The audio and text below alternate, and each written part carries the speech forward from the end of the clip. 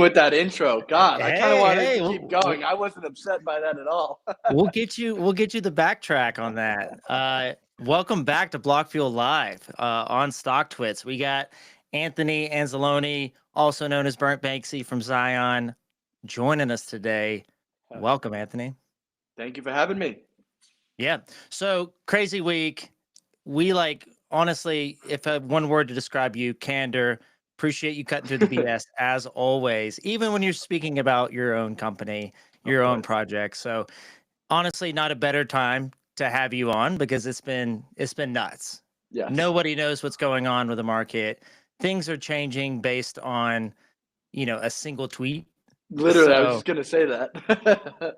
So let's start the agenda. We work with a lot of ADD people.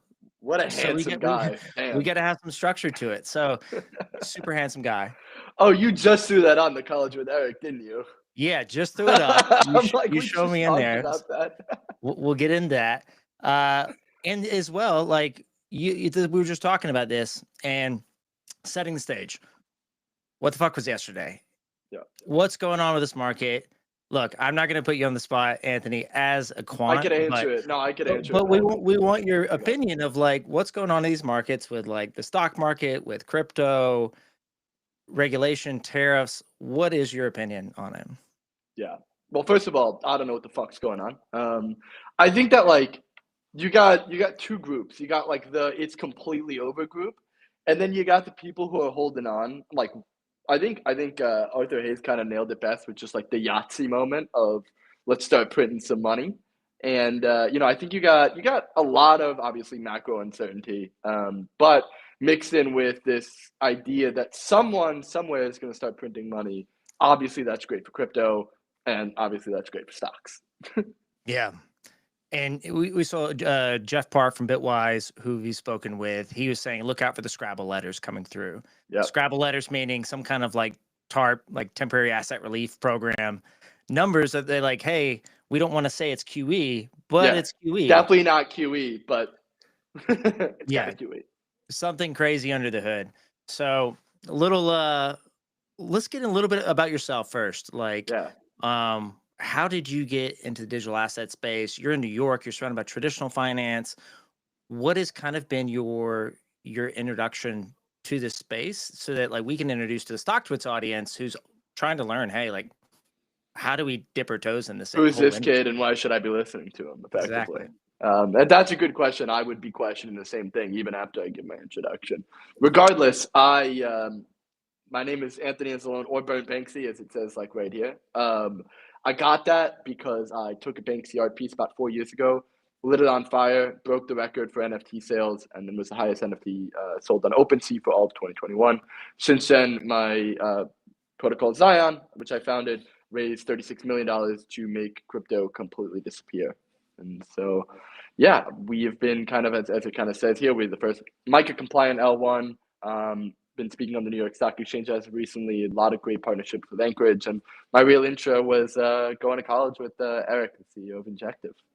Yeah. So first, let's dive into on the Banksy side, right? I think this is super interesting for anyone that has a Netflix subscription that watched one of the first, I think, interesting Netflix documentaries around Exit Through the Gift Shop. Yep. So Exit Through the Gift Shop, it's all about Banksy. For the US audience, this was the first introduction to this type of performance art / even you describe it better than I can, but the whole gist of burning the Banksy is very Banksy in itself. Yeah. And for those a little bit familiar, you're oh, okay, that makes it fun, and also makes it where you're not burning an artist's artwork. It's artists would respect that more. I don't know if you've spoken with him before. Have you? I have not. At first I was afraid to speak to him, and now I will say that the first, I think it was either Sotheby's or Christie's, but let's say Sotheby's for lack of information. But the first Sotheby's auction ever denominated in Ethereum was a Banksy art piece, and it was at that point I'm oh fuck, that's a win. Yeah, I'm gonna take that as a personal win. Yeah, you brought him into the space with all of that. That was an exciting moment. But I wish I could talk to him. Yeah, and one thing we've seen, just with actions like that, I'll pull up this tweet. It's from It's not. I'm not pulling up yours yet. But Bill Ackman tweet. Sometimes the best strategy in negotiation is convincing the other side that you are crazy. Yes. So, how has that action of raising capital, $96,000, worth of capital, and then burning, an art piece and like, taking those like bold actions, how has that shaped your like leadership, right? Or like product development of like, hey, here's how I'm going to approach this industry differently. Yeah. And I'm just not going to care about decorum when doing so, which is very similar to how Trump is currently like negotiating tariffs. Yeah. I mean, I think that it's been a lot. Like, I would say that my view on life changed a lot, and especially just kind of success, which was I thought it was deterministic for a while, where there's like a right answer and we can figure Yeah. out the right answer. And then I think it just over time and probably with that shaped into a probabilistic answer, which is throw a bunch of dartboards and throw darts at the wall and kind of see what sticks. Obviously, that there's like doing it right and doing it correctly, but I think in the age old thing of anything good is better than perfect and incomplete. And so I think that running through walls has always kind of been what I've tried to do. I lit myself on fire safely. I'm still alive, don't worry. Like about a year ago, when we did our last fundraise, when we announced a $25 million fundraise, and I remember, I guess I'll say the name. I was talking to Mike Arrington, and this was like the day before. They're like, "You sure it's safe? If you thought it, throw it." I'm like, "Got it. Don't worry. Like I'll figure it out. I'm sure I'll figure it out." Because this was like, I'll be honest. Like the timing of it was actually terrible. Of just, there was a lot of protests going on with people lighting themselves on fire, and so Yeah. Arrington, it was just not great. It was just terrible timing. Honestly, in hindsight, it was a bad idea. Mm. But I remember even just this conversation with Michael, who I immensely respect, and TechCrunch is obviously like a huge, and they inevitably became an investor. But I was like talking to him for 15 minutes of just like, this is before they came into the round, of just like, yeah, no, I'm going to do this. And he's like, why? And I'm like, because I want to. Like, I can't really explain this to you. It's going to work. I feel like it's going to work. And so I'm just going to do it. It worked. I did it. And then I remember right at the end of like, maybe the next day, they're like, yeah, we'd like to come in with, whatever the check they kind of came in with. But it was just one of those, I'm not to steal Nike's line, but you just kind of got to do it because there's so many people thinking about trying to do it. Yeah. Brett, lighting yourself on fire, like, the classic movie, Usual Suspects. It's like Kaiser Soze, infamous because he's like, go out and do what, your competitor, your enemy is not willing to do. Yeah. And do you feel like the boldness and just being willing to do, something insane sets this tone for your team to be like, hey, like we're gonna follow this guy. He's gonna have a vision, and like we know he'll do whatever it takes to like see that vision through. 100%.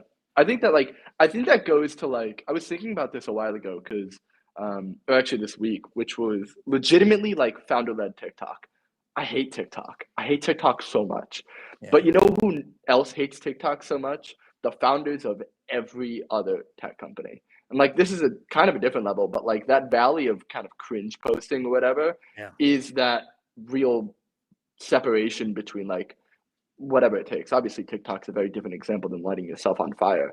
But that ability to just not really give a shit about what people are thinking because the output of it is massive. Yeah. But there's Travis Kalanick, I think was on last night, or he's on like, All In podcast recently talking about, China would go in and copy all of their new Uber features immediately. And Travis Kalanick's like someone I think that was known for, going in, hey, we're just going to go into all these markets. We're not going to worry about the rules. We're going to ask for forgiveness, not permission. Not permission. And it's crazy amount of like, okay, hey, this guy's like, ends up being like an asshole. But then they're like, there's so much respect over time that like, maybe friction that, hey, like this doesn't seem like a nice guy. People then start to remember like, whoa, like he was actually like a pretty. You know what app I use? I use Uber.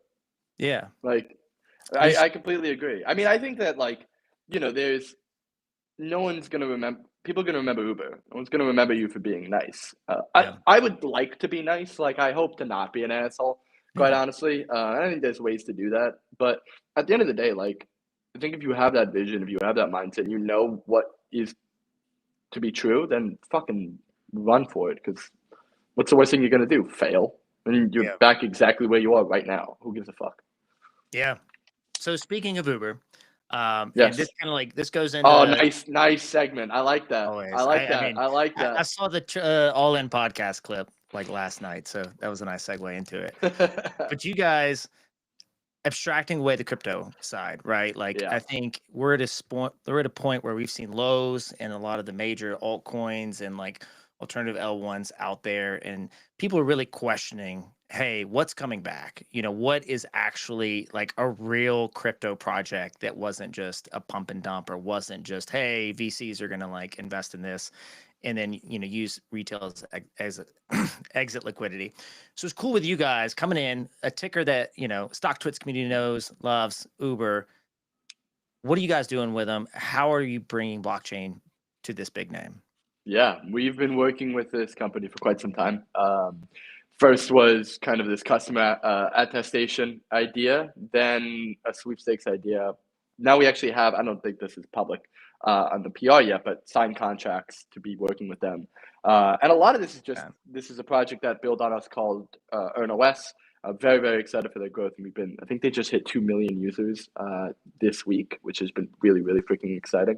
But here's this kind of future of what we think, and this is this idea of the verifiable or the provable internet. And a lot of this, right, is this concept of taking it to Uber, being able to prove anything online. And so what does that mean?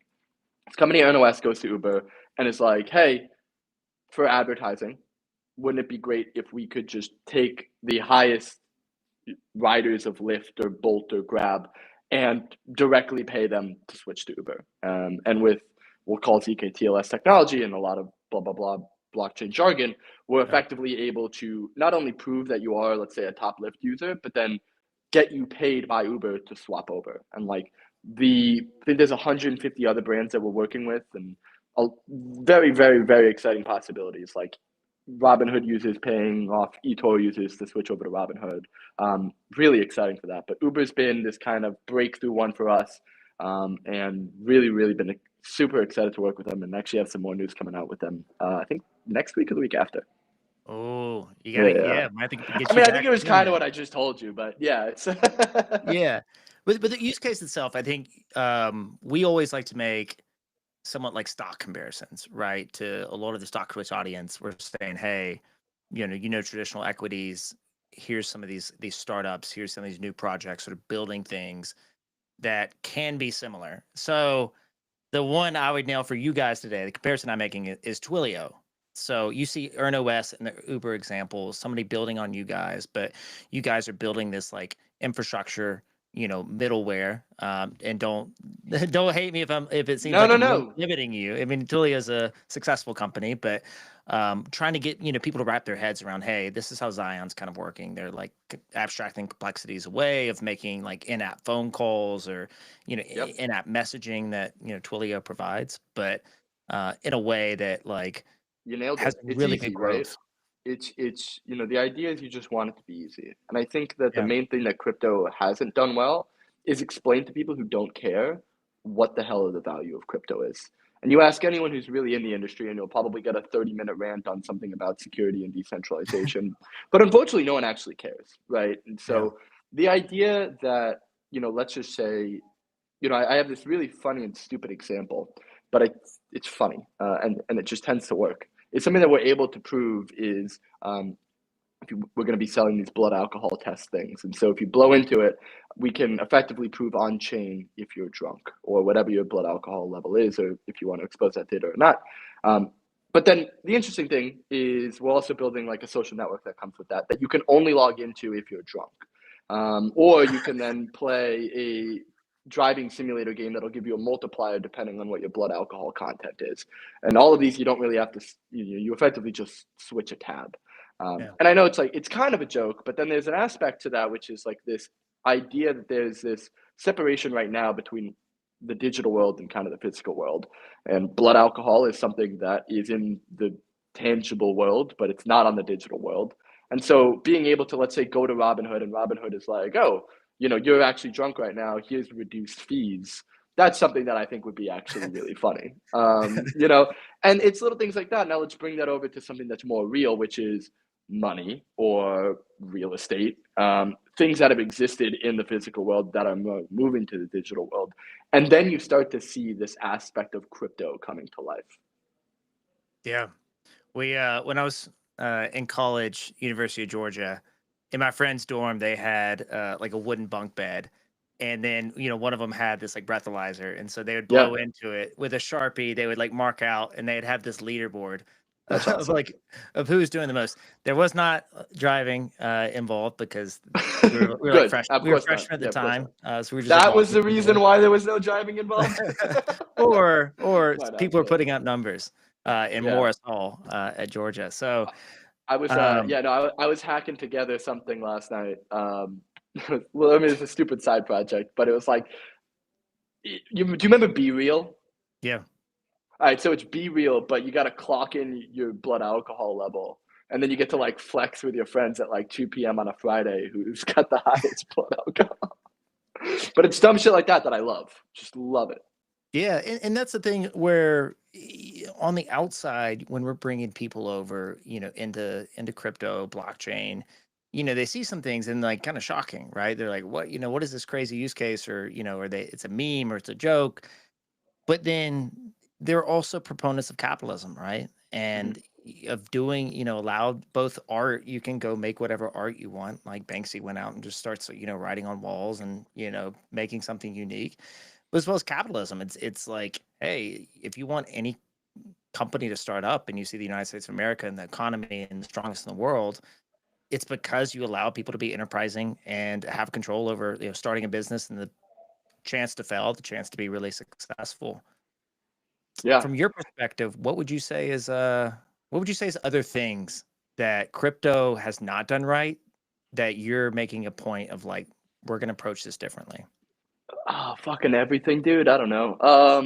I think that people, you've had every tech, tech movement effectively, where you have the early adopters, the early majority, Yeah. the early minority, and then the late majority, right? The late majority wants full, complete products, and the early minority is like, everyone's gonna love this. And it's Yeah. just, hey, no, they're not. Like, if you build it, they won't come. This needs to be complete. People are not going to learn how everything works in order to use it. That's a very bad assumption. And so for us, like, we're trying to remove everything. I really don't want people to know that it's crypto on the back end. Like, I honestly couldn't care less.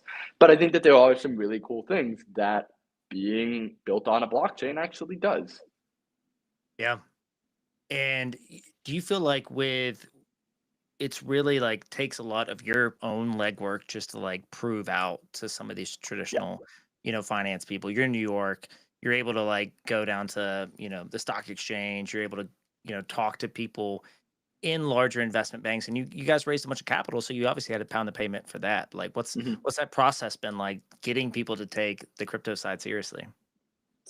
Um, well, getting them to take it seriously is not my job. I don't, none of this should be Yeah. taken seriously.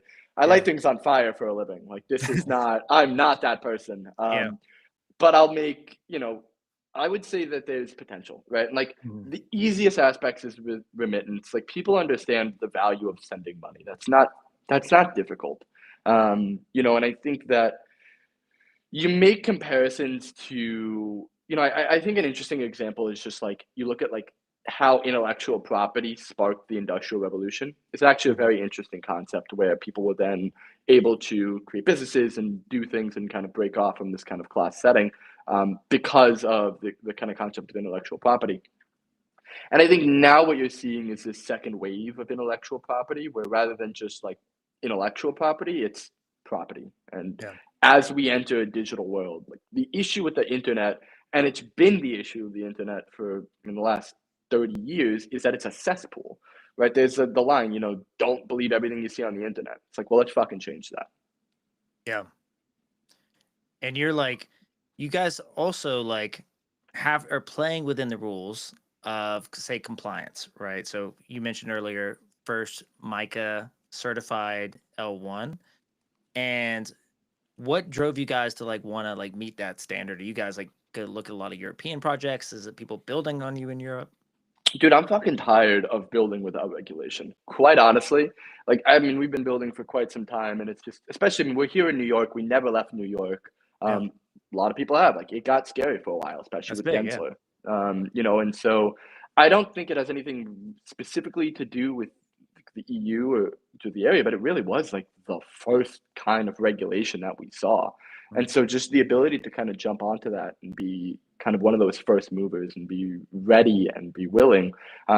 Part of it was just, you know, A, show, but B, it's like we're ready for regulation. We want to take this on, and we want this to be a very legitimate industry because we believe it to be, and we're excited for it to be. Yeah. And you're looking at now, it's super interesting hearing people talk about, you know, Trump administration's in, you know, they took out, I think 2 days ago, a day ago, uh, Department of Justice, DOJ announced that they Mm-hmm. were disbanding, you know, is it crime enforcement or the crypto crime investigation There unit? were a bunch of letters. Yeah. So a bunch of letters, but they're, you know, basically disbanding that specific team, and they're going to go after, you know, our normal financial crimes, and it's going to like likely blend together. Yeah. But interesting point that someone made is like, oh, now that people you feel like they can come in the US and they can operate and they can launch, you know, their project and token, it's a little bit scary because then you have no excuse for why you're not growing or showing metrics or transactions or you know you're having that adoption. Yeah. So is it now like you guys, if you're you know with EarnOS and you're like Uber partnership there and you have other projects already building on Xion, like Mm-hmm. how are you starting to shift from hey, like here's the playbook people were running before, just sell a big dream, raise a bunch of money, and then you don't have to like tie yourself And to then fuck metrics. off. Yeah. Yeah. Or and but to now it's like people are gonna peel back the layers because they're like, look, if you're in the US and you're not gonna get sued for it, then like we're gonna start looking at something else, you know, who's actually using your chain. Yeah. I mean, I will say the beauty about staying in New York, and I think this goes for most of the projects that did stay in New York, is that you had to believe in yourself, right? Because if Yeah. you were a scam project, you'd probably be in Dubai by now. Um, and so if you were in New York, you were not afforded the layers. You were making a real project and you were staying because you knew you were working on a real project. And so for us, it's like we have 70 to 100,000 daily active users. I think we have the highest daily active users to market cap ratio in the entire industry, growing like weed. Yeah. And 200 ecosystem projects with brands like Uber, Lego.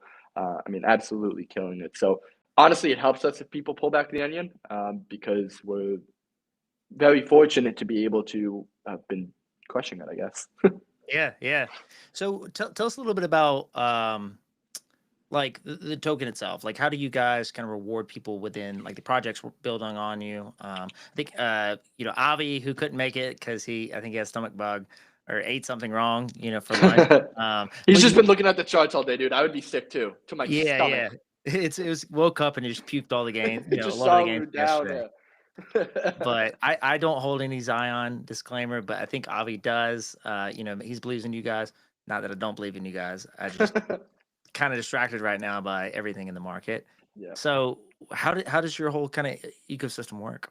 Yeah, absolutely. And so one of the main things that I just don't believe in is like if I'm trying to buy something or transact in crypto, I need to like know what a ETH is or a Solana is or like the actual native token.